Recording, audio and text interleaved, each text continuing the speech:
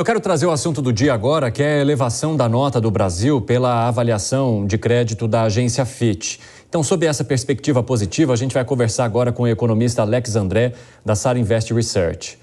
Alex, seja muito bem-vindo. É um prazer recebê-lo aqui no Jornal Jovem Pan. Eu gostaria de saber se, na tua avaliação, os pontos que foram colocados ali pela agência Fitch fazem sentido, de fato, preparam ou fazem com que o país possa subir esse degrau na avaliação de crédito. Muito boa noite para você.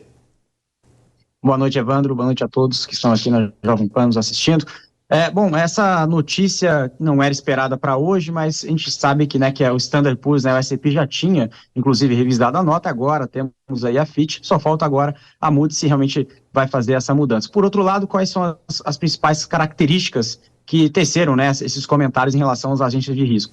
Então, claro, toda essa questão da classe, da percepção de risco, então, ou seja, o investidor estrangeiro ficando mais confortável com reformas, claro, não foram aprovadas, mas estão encaminhados, tanto o arcabouço fiscal como reforma tributária. Isso alivia muito a trajetória da dívida. O Congresso já sinalizando que há possibilidade de aprovação, Isso já conta para uma boa avaliação. A sinalização ótima, a sinalização já é um bom indicativo que as contas públicas possam estar aí confortáveis aqui no Brasil, comparado com outros países emergentes, Sempre uma agência de risco, ela compara não só o Brasil individualmente, mas também com outros países como o México, Turquia, até mesmo aqui os países da América Latina, como a Argentina, por exemplo. Mas, claro, o Brasil tem se diferenciado, tem mostrado essa melhora fiscal, mas, claro, a gente ainda não chegou no patamar como 2015, que é o patamar de investment grade, o patamar de um selo de bom pagador. Ainda faltam 2 níveis, de aumento essa perspectiva para chegarmos aí no patamar, aí sim, de investment grade, mas temos aí um caminho a trilhar ainda, Evandro. Alex, eu queria que você nos explicasse essas questões técnicas, porque a gente fala, estava no BB-, agora está no BB.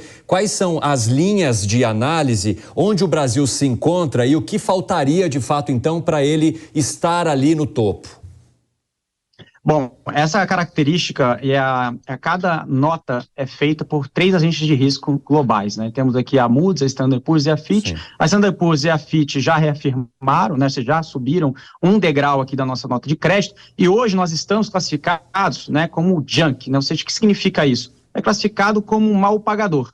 Mas só que cada vez que a agência de risco ela sobe, um degrau, significa, olha, o Brasil é considerado como mal pagador, mas melhorou um pouco a sua percepção e vai subindo por escadas. Então, ou seja, tem ali desde um default, ou seja, sai ali de um default, como por exemplo a Argentina, como passou, ou seja, que é um país que não vai conseguir honrar suas dívidas, desde um país que ele é mal pagador, só que ele pode melhorar a percepção, ou seja, em vez de estar uma luz ali vermelha, já começa a acender uma luz amarela e depois, se entrar no investment grade, nos graus de investment grade, por exemplo, os Estados Unidos é considerado ali como AAA, ou seja, um bom pagador das suas dívidas. Então, isso tem uma concepção muito grande, Evandro, que eu quero trazer aqui para quem está nos assistindo, não só para quem investe em ações aqui no Brasil, lá fora, mas para o consumidor no nosso dia a dia. O que traduz isso no final do dia?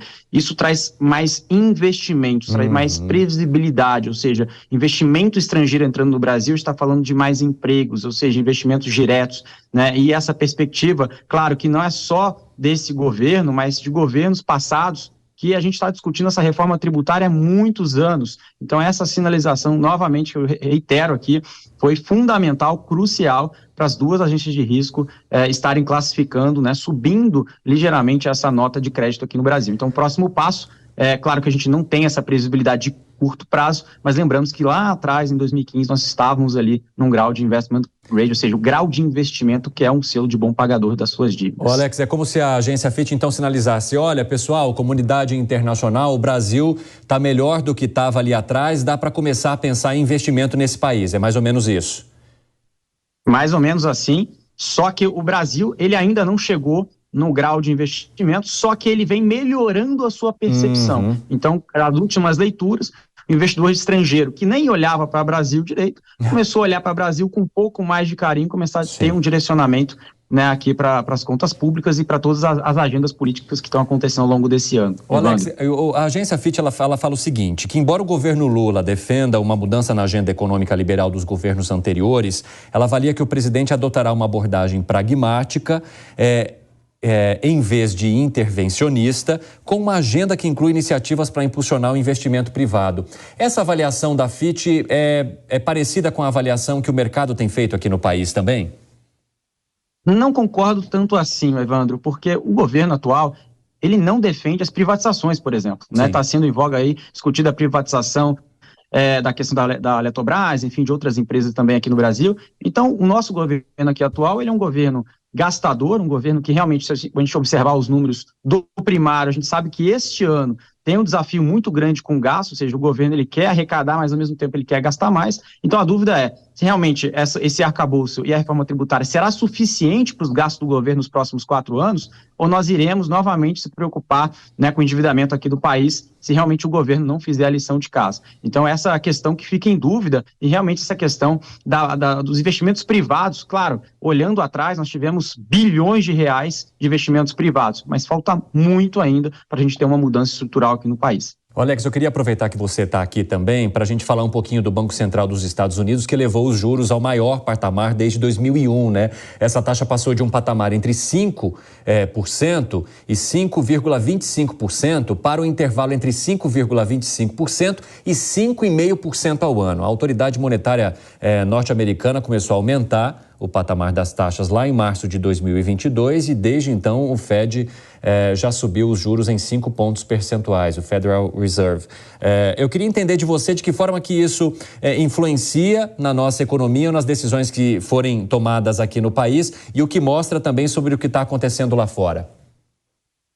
Interessante, porque o Fed ele subiu esse 0,25 dentro do esperado. Então, esse movimento, o mercado financeiro já esperava esse movimento. Mas a autoridade monetária, né, o Jerome Powell, o presidente da instituição, disse que está monitorando as situações, ou seja, todos os números, né, tanto de emprego, tanto de inflação, para trazer uma leitura se realmente o Banco Central irá aumentar novamente, né, mais 0,25. Essa é a perspectiva. O impacto direto, não só lá nos Estados Unidos, mas no mundo inteiro, se o Fed, na próxima reunião, sinalizar que deve subir aí mais 0,25 e paralisar, deixar a taxa de juros alta por mais tempo, mas não ter aí mais aumento de juros, vai trazer estabilidade para o mercado. Então, ou seja, por exemplo, o próprio Dow Jones, né, um dos índices americanos, fechou aí com 13º dia positivo, algo que nós não víamos nos últimos anos, né? Então isso não necessariamente seria ruim para as ações. O que o mercado quer, não só aqui no Brasil, nos Estados Unidos, no mundo inteiro, é trazer essa previsibilidade. E o que o Fed quer no final do dia é trazer a meta de inflação nos Estados Unidos para 2%. Para isso, precisa subir os juros como subiu hoje. Então, acho que um movimento dentro do esperado, e o mercado até que gostou, porque o Fed trouxe essa leitura mais clara para o mercado, que deve ter aí mais um aumento de juros, na minha opinião, isso que o Fed deverá sinalizar, depois paralisar por um bom tempo juros mais altos para controlar a inflação. Isso deve ser saudável para o mundo inteiro, as perspectivas macroeconômicas, Evandro. Alex, é aquela história de que o mercado não gosta de ficar no escuro, né? Não gosta mesmo, o mercado como um todo, né? Eu queria entender de você de que forma, então, que essa decisão dos Estados Unidos e a avaliação positiva feita pela agência Fitch influenciaram também no fechamento do nosso mercado hoje.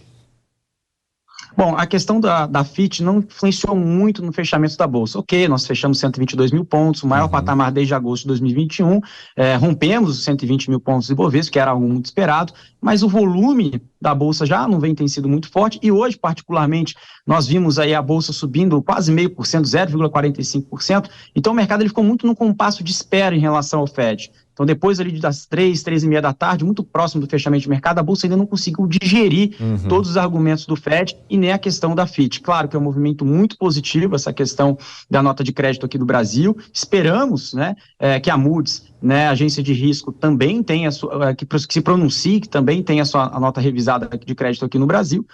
Mas eu acredito que o Ibovespa tem um patamar atual, apesar de, desde agosto de 2021, um patamar de 122 mil pontos, a subir ainda mais, já que agosto, né, estamos aí muito próximos, 2 semanas aí da decisão de juros aqui no Brasil, e o mercado espera, né, um corte de 0,25 pelo Roberto Campos Neto, isso que pode trazer mais argumentos positivos para a nossa Bolsa aqui no Brasil, Evandro.